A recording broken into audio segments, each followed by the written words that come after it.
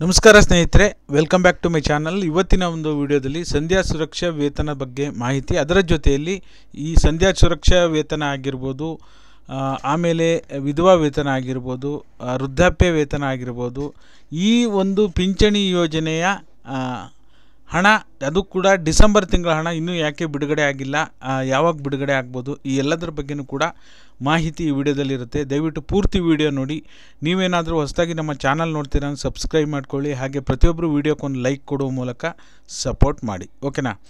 ಮೊದಲನೇದಾಗಿ ನೀವು ಬೇಕಾದರೆ ಪಿಂಚಣಿ ಯೋಜನೆ ನಿಮಗೆ ಬೆನಿಫಿಷಿಯರ್ ಐ ಡಿ ಅಂತ ಕೊಟ್ಟಿರ್ತಾರೆ. ನೀವಿಲ್ಲಿ ಹೊಸದಾಗಿ ಕಾಣಿಸ್ತಾ ಇದೆಯಲ್ಲ, ಇಲ್ಲಿ ಪ್ರತಿ ತಿಂಗಳ ನೀವು ಪಿಂಚಣಿ ಯೋಜನೆಯ ಸ್ಟೇಟಸನ್ನು ನೀವು ಇಲ್ಲಿ ಚೆಕ್ ಮಾಡ್ಬೋದು.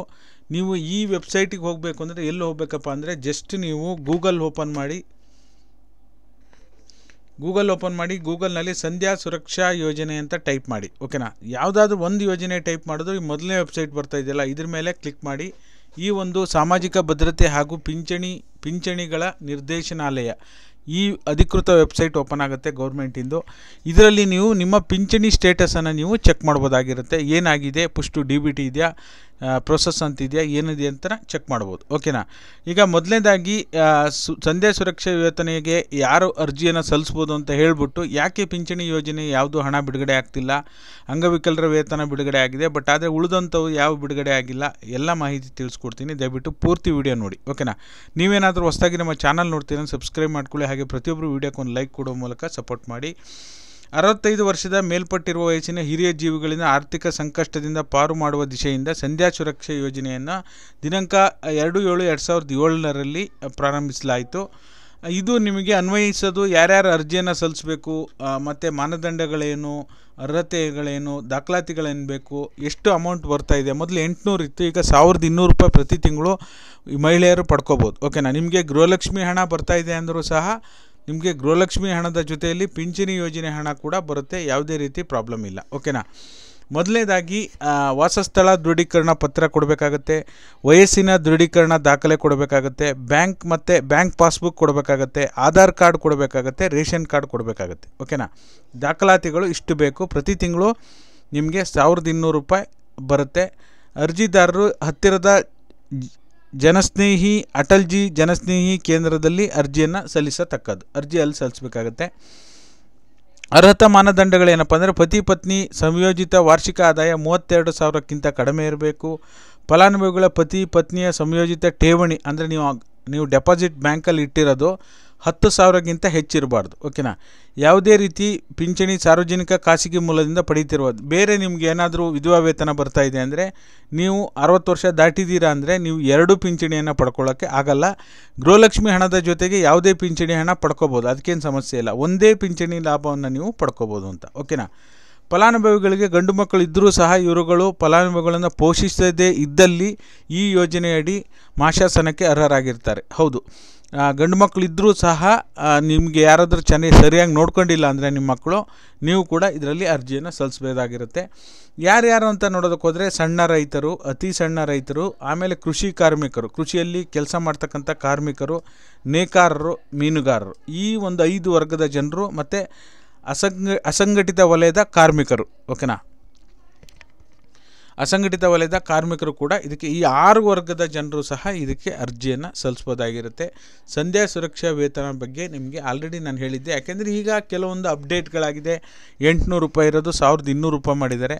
ಹಾಗಾಗಿ ಇದರ ಲಾಭವನ್ನು ಪಡ್ಕೋಬೇಕು ಅಂದರೆ ನೀವು ಈ ರೀತಿಯಾಗಿ ಅಟಲ್ಜಿ ಜನಸ್ನೇಹಿ ಕೇಂದ್ರದಲ್ಲಿ ಅರ್ಜಿ ಸಲ್ಲಿಸಬೇಕಾಗತ್ತೆ. ದಾಖಲಾತಿಗಳೇನು ಬೇಕು, ಮಾನದಂಡಗಳೇನು, ಯಾರಿಗೆ ಅನ್ವಯಿಸುತ್ತೆ, ಎಲ್ಲ ಮಾಹಿತಿ ಕೊಟ್ಟಿದ್ದೇನೆ. ಇನ್ನು ಈಗ ಇದಕ್ಕೆ ಸಂಬಂಧಪಟ್ಟ ಹಾಗೆ ಈಗ ನಿಮ್ಗೆ ಇದೇ ವೆಬ್ಸೈಟಲ್ಲಿ ನಿಮಗೆ ಇಂದಿರಾ ಗಾಂಧಿ ವೃದ್ಧಾಪ್ಯ ವೇತನ ಆಗಿರ್ಬೋದು, ಅಂಗವಿಕಲರ ಮಾಶಾಸನ ಆಗಿರ್ಬೋದು, ಮನಸ್ವಿನಿ ಯೋಜನೆ, ಮೈತ್ರಿ ಯೋಜನೆ, ಆ್ಯಸಿಡ್ ದಾಳಿಗೊಳಗಾದ ಮಹಿಳೆಯರ ಮಾಶಾಸನ, ರೈತ ವಿಧವಾ ವೇತನ, ಎಲ್ಲವೂ ಕೂಡ ಎಂಡಸಲ್ಫನ್ ಸಂತ್ರಸ್ತರ ಮಿತ ವೇತನ, ಹಾಗೆ ಎಲ್ಲ ವೇತನಗಳನ್ನು ಕೂಡ ನೀವು ಇಲ್ಲಿ ಚೆಕ್ ಮಾಡ್ಬೋದು. ಏನೇನು ದಾಖಲಾತಿಗಳು ಬೇಕು ಅನ್ನೋದ್ರ ಬಗ್ಗೆ ಪರಿಶೀಲನೆ ನಡೆಸ್ಬೋದು, ಓಕೆನಾ.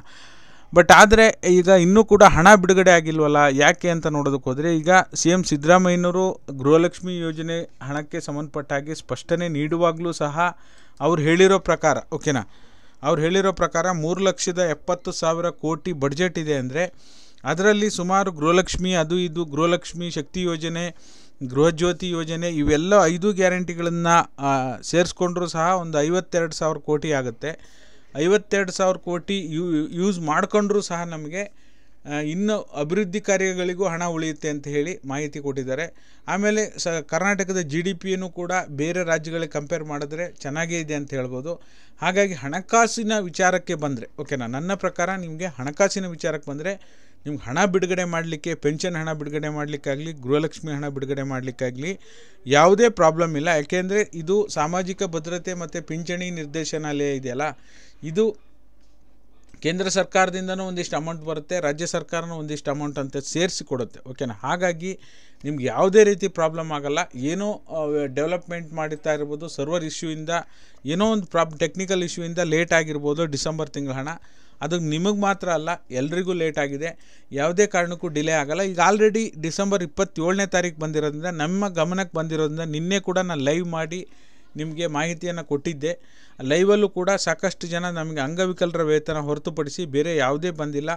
ನಾವು ಕೂಡ AEPS ಮೂಲಕ ಚೆಕ್ ಮಾಡ್ತೀವಿ, ಜನ ಬಂದು ಹಣ ಬಂದಿದೆ ಅಂಥೇಳಿ. ಒಂದು ಕಡೆ ಬ್ಯಾಂಕಿಗೆ ಹೋಗಿ ಚೆಕ್ ಮಾಡೋರಾದರೆ, ಇನ್ನೊಂದು ಕಡೆ AEPS ಪಾಯಿಂಟ್ ಯಾರ್ಯಾರು ಮಾಡಿರ್ತಾರೆ ಅಲ್ಲೂ ಕೂಡ ಚೆಕ್ ಮಾಡ್ತಾರೆ. ನಾನು ಕೂಡ ಅದನ್ನು ನಿರ್ವಹಣೆ ಮಾಡ್ತಾ ಇರೋದ್ರಿಂದ ನಾನು ಕೂಡ ಚೆಕ್ ಮಾಡಿದ್ದೀನಿ.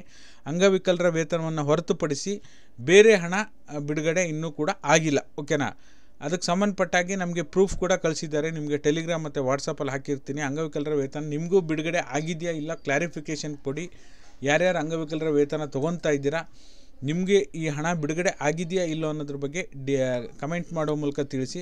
ನಿಮಗೇನಾದರೂ ಪಿಂಚಣಿ ಯೋಜನೆ ಹಣ, ಗೃಹಲಕ್ಷ್ಮಿ ಹಣ ಮತ್ತು ಅನ್ನಭಾಗ್ಯ ಹಣ ಯಾವುದೇ ಬಿಡುಗಡೆ ಆದರೂ ನಮ್ಮ ಯೂಟ್ಯೂಬ್ ಸೆಕ್ಷನಿಗೆ ಬಂದು ಇಲ್ಲಿ ನೀವು ಅಬೌಟ್ ಸೆಕ್ಷನ್ ಮೇಲೆ ಕ್ಲಿಕ್ ಮಾಡಿದ್ರೆ ನಮ್ಮ ಫೇಸ್ಬುಕ್ ಮತ್ತು ಇನ್ಸ್ಟಾಗ್ರಾಮ್ ಪೇಜ್ ಇದೆ, ಇಲ್ಲಿ ಫಾಲೋ ಮಾಡಿಕೊಂಡು ಇನ್ಸ್ಟಾಗ್ರಾಮಲ್ಲಿ ನೀವು ಡೈರೆಕ್ಟ್ ಪ್ರೂಫನ್ನು ಕಳಿಸಿ, ಓಕೆನಾ. ಆವಾಗ ನಮಗೆ ಈ ಹಣ ಬಿಡುಗಡೆ ಆಗಿದೆ, ನಿಮಗೂ ಬರುತ್ತೆ, ವೆಯ್ಟ್ ಮಾಡಿ ಅಂತ ಹೇಳ್ಬೋದು. ಇಲ್ಲಾಂದರೆ ನೀವು ಬಿಡುಗಡೆ ಆಗಿದ್ದರೆ ಕಮೆಂಟ್ ಮಾಡಿ ತಿಳಿಸ್ಬೋದು ಆಗಿರುತ್ತೆ, ಓಕೆನಾ. ಹಾಗಾಗಿ ಎಲ್ಲ ಕ್ಲಾರಿಟಿ ನಮ್ಮ ಒಂದು ವಿಡಿಯೋ ಮತ್ತು ಲೈವ್ನಲ್ಲಿ ಸಿಗುತ್ತೆ, ಓಕೆನಾ. ಮತ್ತೆ ಯಾವುದಾದ್ರು ಬೇರೆ ಯೋಜನೆ ಬಗ್ಗೆ ಮಾಹಿತಿ ಬೇಕು ಅಂದರೆ ಕಮೆಂಟ್ ಮಾಡೋ ಮೂಲಕ ತಿಳಿಸಿ. ನಿಮಗೆ ಇದರ ಎಲ್ಲ ಡೀಟೇಲ್ ಇನ್ಫಾರ್ಮೇಷನ್ ಸಂಧ್ಯಾ ಸುರಕ್ಷಾ ವೇತನದ ಬಗ್ಗೆ ಮಾತ್ರ ಹೇಳಿದ್ದೀನಿ. ಇನ್ನು ಮುಂದಿನ ದಿನಗಳಲ್ಲಿ ನಿಮಗೆ ಇಂದಿರಾ ಗಾಂಧಿ ವೃದ್ಧಾಪ್ಯ ವೇತನ ಬೇಕು ಅಂದರೆ ಹೇಳ್ತೀನಿ, ನಿರ್ಗತಿಕರ ವಿಧವಾ ವೇತನ ಹೇಳ್ತೀನಿ. ಆಮೇಲೆ ಇನ್ನೊಂದು ಇಂಪಾರ್ಟೆಂಟ್ ಏನಪ್ಪ ಅಂದರೆ ಸಂಧ್ಯಾ ಸುರಕ್ಷಾ ವೇತನ ಹಣ ತೊಗೋಬೇಕು ಅಂದರೆ ನಿಮ್ಮ ಹತ್ರ BPL ಕಾರ್ಡ್ ಇರಬೇಕು, ಓಕೆನಾ. ಕಾರ್ಡೇ ಇಲ್ಲ ನಿಮ್ಮ ಹತ್ರ ಅಂದರೆ ಇನ್ಕಮ್ ಸರ್ಟಿಫಿಕೇಟನ್ನು ನೀವು ಸಬ್ಮಿಟ್ ಮಾಡಬೇಕಾಗತ್ತೆ, ಆದಾಯ ಪ್ರಮಾಣ ಪತ್ರವನ್ನು ಸಲ್ಲಿಕೆ ಮಾಡಬೇಕಾಗತ್ತೆ. 32,000ಕ್ಕಿಂತ ಕಡಿಮೆ ಇರಬೇಕಾಗತ್ತೆ ನಿಮ್ಮ ಕುಟುಂಬದ ಆದಾಯ, ಓಕೆನಾ. ಇನ್ನು ಮನಸ್ವಿನಿ ಯೋಜನೆ ಯಾರಿಗೆ ಬರುತ್ತೆ, ಮೈತ್ರಿ ಯೋಜನೆ ಯಾರಿಗೆ ಬರುತ್ತೆ, ರೈತ ವಿಧವಾ ವೇತನ, ಇವೆಲ್ಲವನ್ನು ಕೂಡ ನಿಮಗೆ ಡೀಟೇಲ್ ಇನ್ಫಾರ್ಮೇಷನ್ ನಮ್ಮ ಚಾನಲ್ನಲ್ಲಿ ಆಲ್ರೆಡಿ ಮಾಡಿದ್ದೀನಿ. ಮಾಹಿತಿ ಬೇಕು ಅಂದರೆ ಸರ್ಚ್ ಮಾಡಿ ತಿಳ್ಕೊಳ್ಳಿ, ಖಂಡಿತವಾಗ್ಲೂ ಸಾಕಷ್ಟು ಮಾಹಿತಿ ಇದೆ. ಮತ್ತೆ ವಿಡಿಯೋ ಮಾಡಿ ಸರ್ ಇದ್ರ ಯಾವುದ್ರ ಬಗ್ಗೆ ವಿಡಿಯೋ ಬೇಕು ಅಂದರೆ ಅದು ಕಮೆಂಟ್ ಮಾಡೋ ಮೂಲಕ ತಿಳಿಸಿ. ಇದ್ರ ಬಗ್ಗೆ ವಿಡಿಯೋ ಮಾಡಿ ಅಂದರೆ ಖಂಡಿತವಾಗ್ಲೂ ವಿಡಿಯೋ ಮಾಡಿ ತಿಳಿಸುವಂಥ ಕೆಲಸ ಮಾಡ್ತೀನಿ, ಓಕೆನಾ. ಹಾಗಾಗಿ ಯಾರೆಲ್ಲ ಲೈವ್ ವಿಡಿಯೋ ವೀಕ್ಷಣೆ ಮಾಡಿದ್ದೀರಾ ನಿಮ್ಮೆಲ್ಲರಿಗೂ ಕೂಡ ಧನ್ಯವಾದಗಳು.